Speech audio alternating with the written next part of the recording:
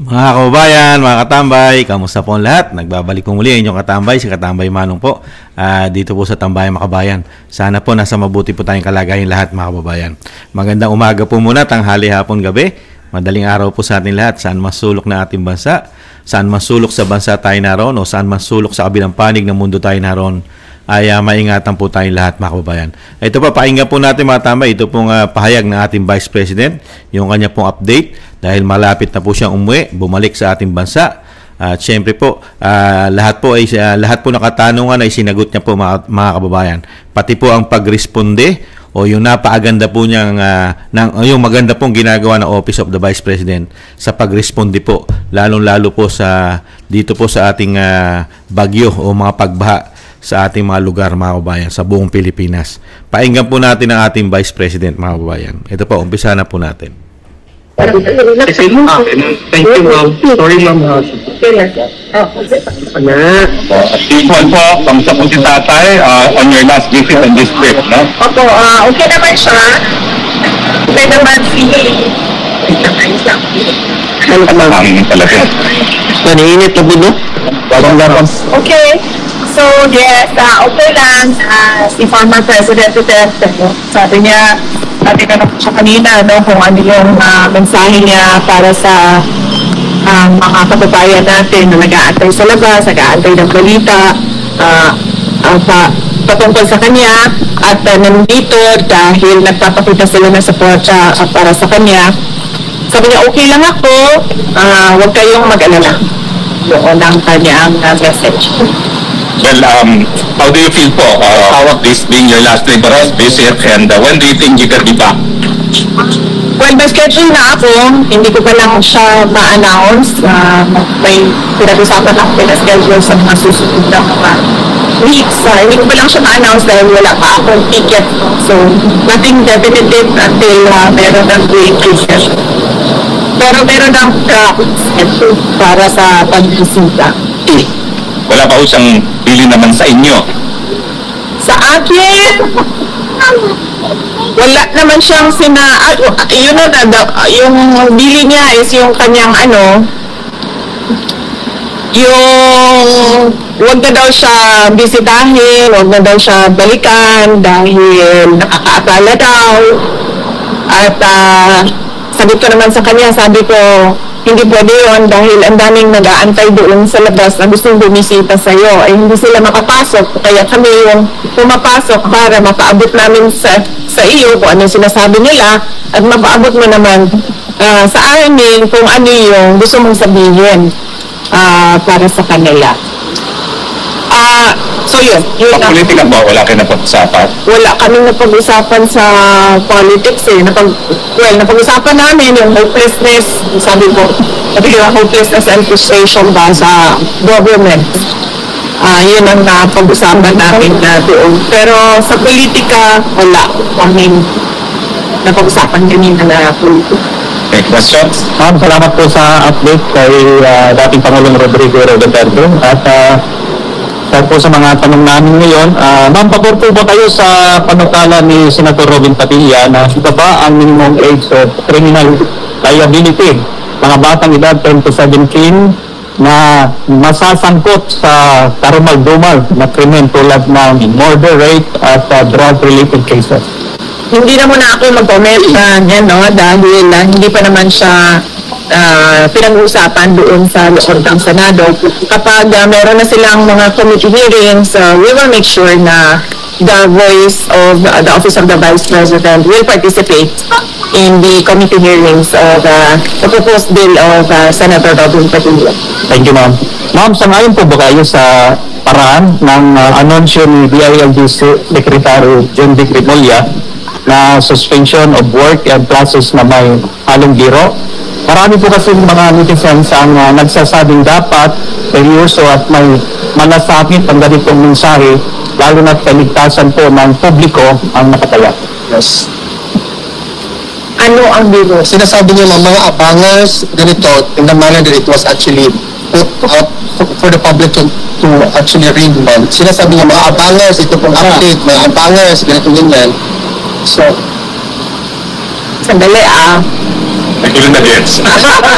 Because wala kasi ako ang hindi ko alam, hindi ko nakita, hindi ko nabasa, so mahirap mag-comment. Pero na-verify na ba na hindi siya parody account or fake news? Yung official talaga na Facebook page ng DILG, ma'am, sinasabi niya, for example, there's a class suspension sa different cities. And naman na sinusulat niya, mga abangers, class suspension. Sadali. Official DILG account. And na-verify na ninyo. May review checks. Sige, so official DILG account, na-verify ninyo, and nagbibiro. Yes. And naman na Hindi naman na-hack. well, we don't know that. Kasi consistent yung Sabi ng mga netizens na dapat po seryoso ang malasal sa ganitong mga mensahe, lalo na't kaligtasan ng publiko ang nakataya. Well, una-una, gusto ko lang malaman kung official Yes, ma'am. DILG account. At pangalawa, hindi siya na-hack. Okay, and hindi din siya fake news. Confirm yan lahat, ha? Tulad lang din yan noong sa Office of the Vice President. Merong Vice President at merong Office of the Vice President. Iba yung institusyon, iba yung tao. Yes. Okay? Kaya kami merong spokesperson for the Office of the Vice President kasi yung institusyon, meron silang mga ginagawa na trabaho, may projects, may serbisyo, at merong boses yung Office of the Vice President. So, kapag nandun ka, makikita ko, very professional yan sila. Pero pagdating naman sa Vice President, ako, yung tao, iba din yung boses ko. So, kung galing yan sa DILG official account, na sinasabi ninyo, confirmed naman na DILG official account, they have to be professional. Hindi ko sinasabing hindi pwede maging professional ang pero the person can express, has the freedom of expression. An institution does not have that freedom of expression. Kasi yung mga kababayan natin, they are a little bit surprised yung manner ng pag-upload sa pag-disseminate ng information kasi parang ginagawang joke or in a joking way. So, thank you for your comment, Raby. Thank you, ma'am. Last na lang po. Ma'am, ano po ang...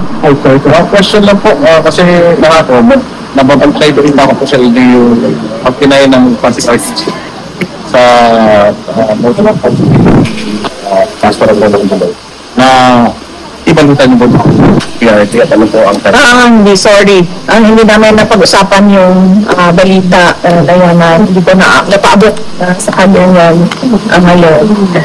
Thank you, ma'am. Ma'am, ano po ang reaction niyo sa inilabas ng safety alert ng Ministry of Education ng China kaugnay sa pag-aaral ng kanilang mga estudyante sa Pilipinas kung saan binanggit ang tumataas na banta sa seguridad at incident ng harassment sa mga Chinese national? Well, karapat-dapat lang na mag-issue sila dahil may obligasyon yung state to protect its citizens wherever they may be found sa labas pa ng China o sa loob ng China.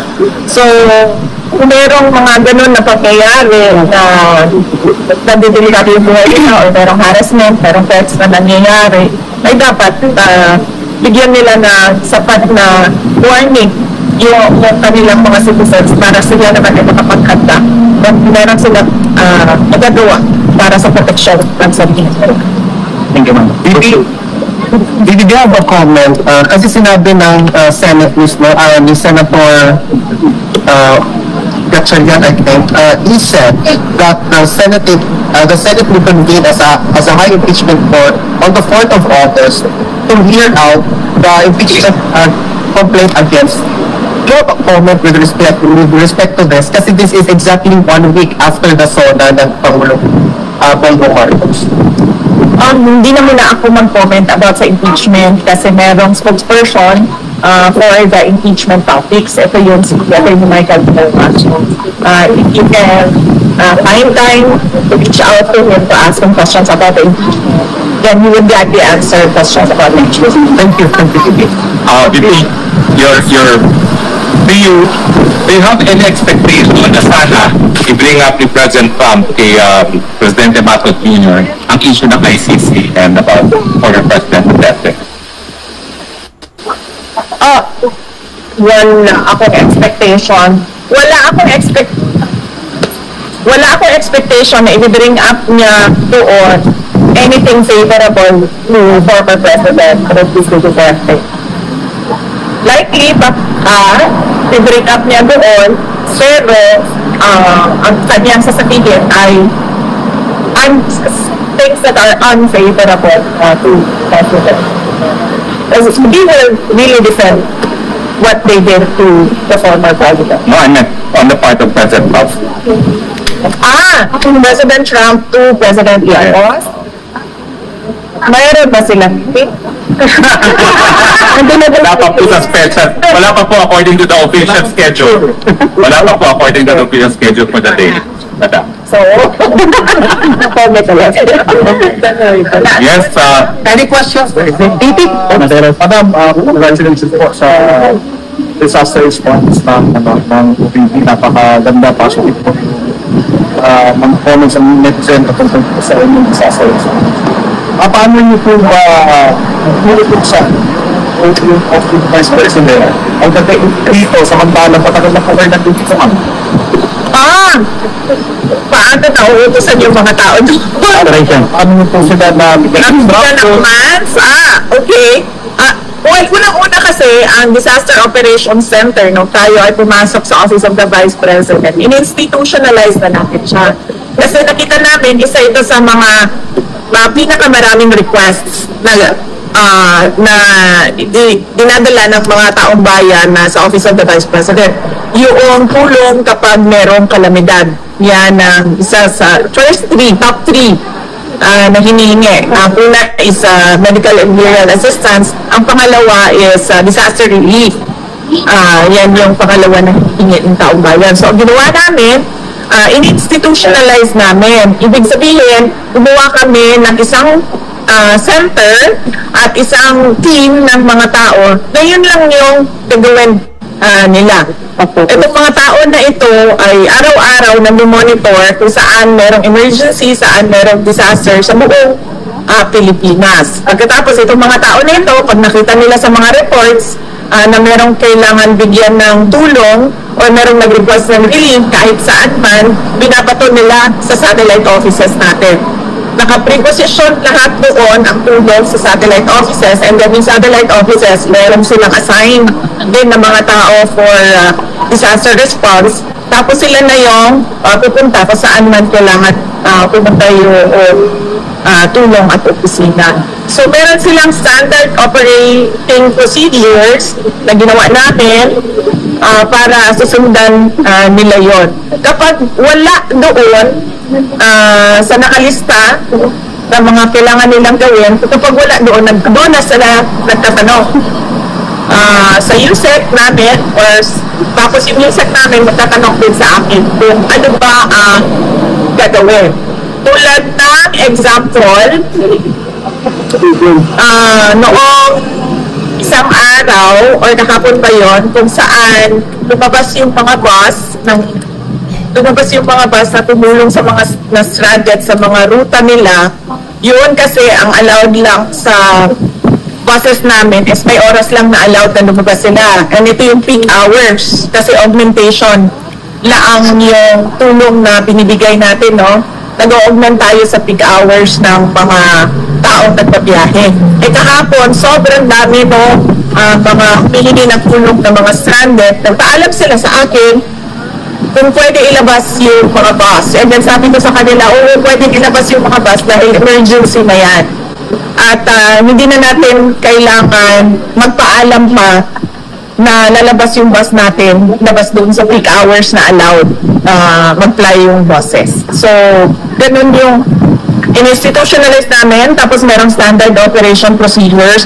Kung wala doon, nagtatanong sila at nagbibigay ng commander sa Comment lang po, ma'am, sa mga comment ng netizens na mabuti po daw po yung OVP, mas mararamdaman nila sa mga kanyang disasters yung pong EDCA sites na sinasabi nilang yung isa sa mga purpose, hindi rin mo nakakaramdaman. Unang-una, kailangan siguro natin tanongin, no, kung totoo ba talaga. Napakaganda po no, mga tamba, yung pahayag po ng Vice President. Dahil tinanong po nung ating kababayan, matagal na raw po siyang wala sa Pilipinas, di po ba? Nagagampanan po ba o ang nagpapanksyon, lalong-lalo ngayon, kailangan natin sa pagtulong sa disaster po na nararanasan po natin sa ating bansa, di po ba? Napakaganda po ng sagot ng ating Vice President, di po ba? Talagang nagpapanksyon at talagang systematic ang Office of the Vice President. Talagang nahandun po talaga yung kanila pong dedikasyon sa pagtulong sa ating mga kababayan. At kahit wala po doon ang Vice President, ay talagang nagagampanan na po ng Office of the Vice President yung pagtulong. Wala po silang gagawin doon po sa mga nakatalaga para sa pagtulong sa ating mga kababayan, sa atin, na talagang yun lang po ang tututukan at talagang kailangan po ito na talagang gawin nila dahil ito po yung talagang layunin ng Office of the Vice President. At ang kagandahan pa no, mga kababayan, nagtayo po ang ating Vice President ng mga satellite offices ng Office of the Vice President sa buong bansa. Kaya po, kahit po wala doon ng Vice President, ay talagang nagpapanksyon at gumagalaw. At ang Vice President ay pinaalam doon sa kanyang mga tauhan, doon sa mga satellite offices, kung sino ang karapat-dapat o sino ang dapat tulungan, lalong-lalo po sa mga ganitong pagkakataon. Ganun po kasystematic po ang Office of the Vice President, lalong-lalo po pagdating po sa disaster o sa mga pagtulong po sa ating mga kababayan. Napakagaling po. Ituloy po natin, mga kababayan. Na yung mga EDCA sites ay gagamitin for disaster preparedness and disaster response, o sinabi lang yun para lang may masabi patungkol sa EDCA sites. Just to be back real quick, BP, kasi sinabi ni DND Secretary Gimo Chodoro that we should ask the US to use these EDCA sites para po ma-facilitate yung relief operations. What's your reaction to this particular statement? EDCA kasi, it means Enhanced Defense Cooperations and Agreements. Nandun yan siya sa, dun tayo sa word na defense, you know? Ano pa ang ibig sabihin ng defense, no? Di ba, mutual defense, defense sa Pilipinas, ang defense sa, kung sino ba yung alay namin, diba? Kasi mutual, diba? So, kung magkaroon ng agreement, di ba pang agreement sa ilalim, sa loob ng EDCA agreement about disaster preparedness and disaster response, pwede yun. Kasi defense is not just yung defense na kapag merong invasion or merong war, pwede din relief operations in times of emergency. Thank you, DP. Well, since nakita po na parang epektibo yung disaster response ng OPP, will you ask for a higher budget for this year? Or disaster preparedness? Kasi sabi ko sa mga kasamahan namin sa Office of the Vice President, kung ano yung binigay sa atin last year, nagdagan niya lang ng sa inflation o pagmahal ng procurement at goods and services, yun lang ang idagdag ninyo. So, hindi na kami humingi ng tulad ng dati kung saan optimal yung operations ng Disaster Operations Center ng Office of the Vice President. Kasi alam naman natin na hindi siya ibibigay. So, parang ayaw mo kung natupunta yung mga officials ng Office of the Vice President, punta sila sa House of Representatives, tapos sasabihin sa kanila na hindi namin yan ibibigay sa'yo. Ayaw kong napapahiya yung mga kasama ko, ayaw kong napapahiya yung institution. Now, AP has an appointment at 4:10, no?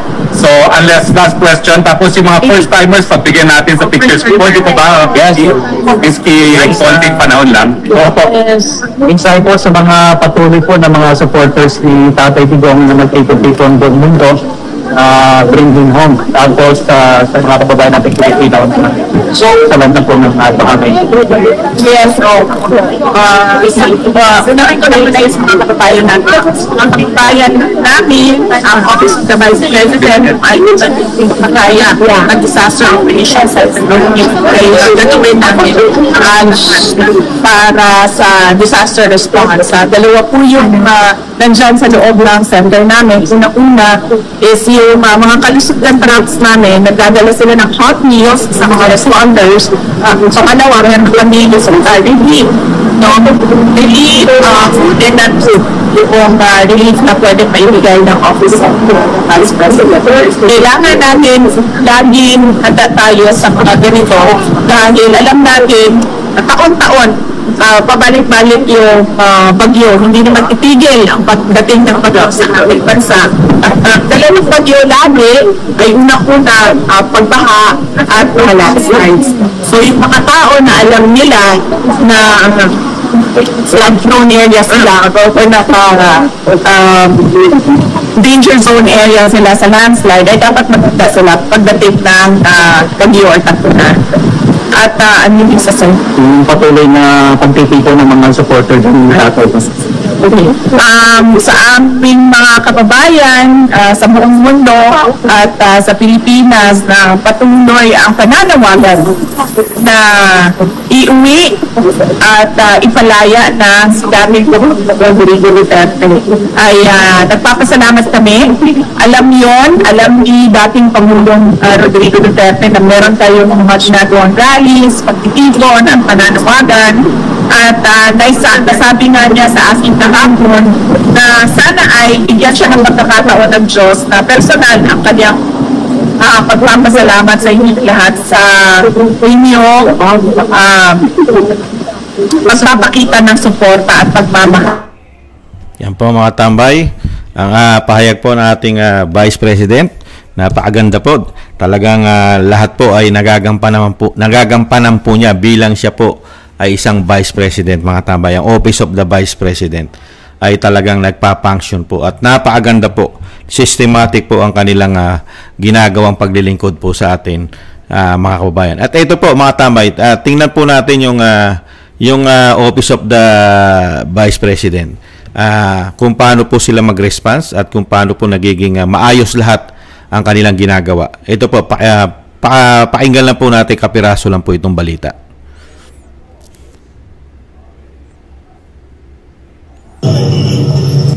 I-set up ko lang po mga kabayan.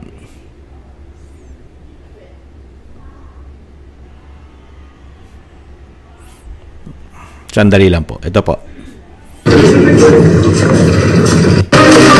Office of the Vice President Disaster Operations Center patuloy na nakikipag-ugnayan sa mga lokal na pamahalaan para sa tulong sa mga nasalanta ng bagyong Krising at ng Habagat.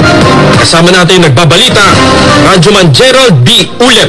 RMN Live Report! Gerald.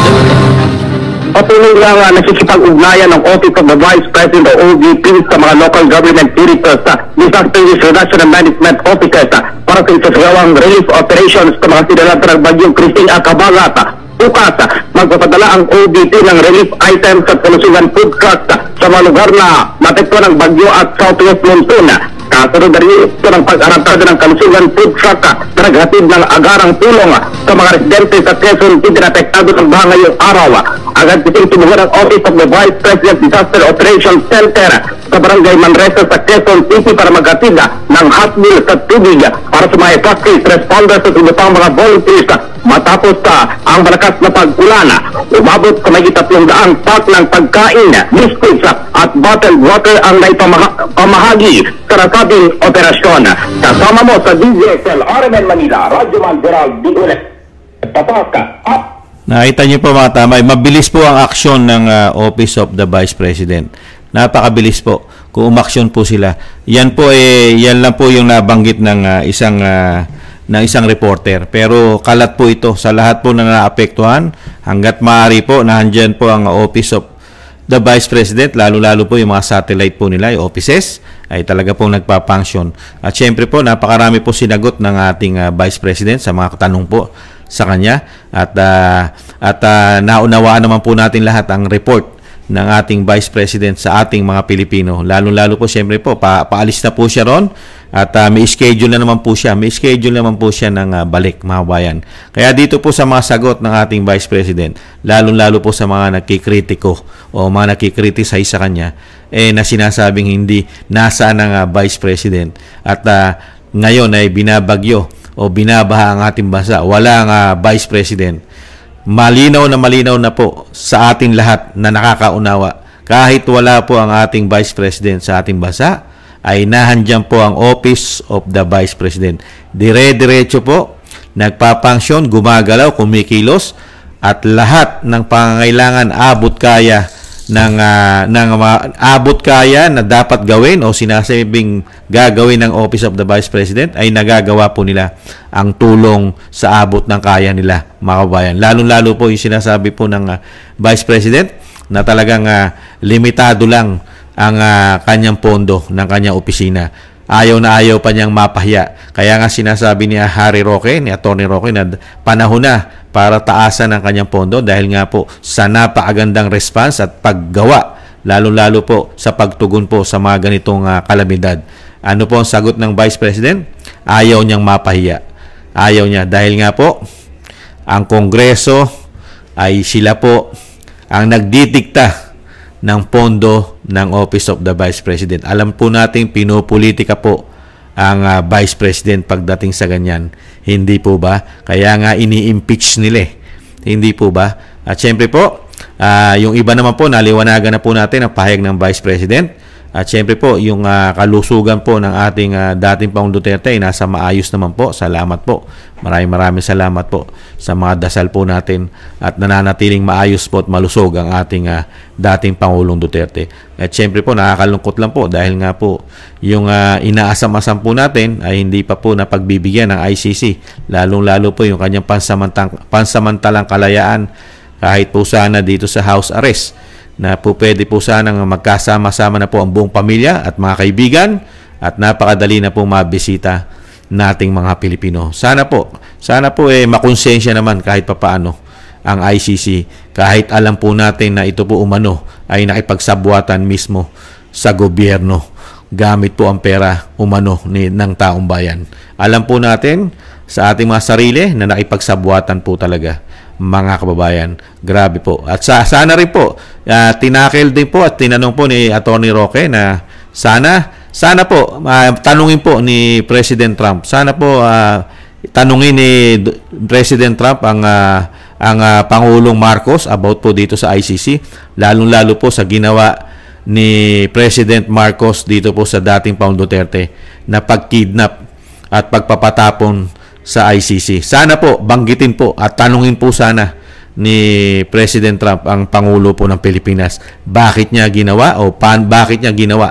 Kahit ito nakita naman po yan at alam po ni President Trump, check naman natin na alam ni President Trump ang buong katotohanan yan na talagang ibang klase ang pag-aresto at hindi nakakuha ng due process. At alam din naman siguro ni Donald Trump, ni President Trump, na wala na pong jurisdiction sa ating bansa ang ICC. Katulad po ng Amerika ay hindi na po miyembro katulad po ng ating bansa sa ICC. Sana po mismo magtanong ay ang presidente ng Amerika. Sana po. Maraming salamat po, mga kabayan. At sana po ingatan po ang pamilya Duterte, mga tambay. Lalo-lalo po ang Vice President ng kanyang po mga pagbiyahe at ang kanyang pag-uwi ay maingatan po, mga kabayan. Sama po natin sa mga dasal at panalangin. At ganoon din po ang dating Pangulong Duterte. Sama po natin sa mga panalangin-dalangin na manatili po ang kanyang kalakasan at syempre po pag-iingat at madugtungan pa po ang kanyang buhay at makabalik po sa ating bansa sa lalong mabilis, mga tambay. Maraming salamat po sa ating mga subscribers. Thank you po sa inyo. Mabuhay po kayo. Ingat po. At ganoon din po sa ating mga nagko-comment, like, share, and subscribe. Maraming salamat po. At syempre po, mga kabayan, sa mga nagbibigay po ng tulong at biyaya, maraming salamat po. Kingston 123 ng Hong Kong, Eric Hershio ng Canada, Jake Yahut 4531 ng Maisog, California, USA, Gina Ray Solidides ng Berlin, Germany, Julieta Silona ng Sydney, Australia, Baby Roman, Ate Isa ng Cagayan, si Jem Aris ng United Arab Emirates, Jobilin Watanabe ng Japan, ako si Pilam, Ani Jo, Teodorico Erguisa Jr., si Arfel Villacorta, Wills Bubbles 5697, Rosalina RK, Team 888, Michelle Yamaguchi Vlog at si Norma Garcia. Maraming salamat po sa inyo mga kabayan. Sa muli po, ingat-ingat po tayo. Paalam. Bye-bye.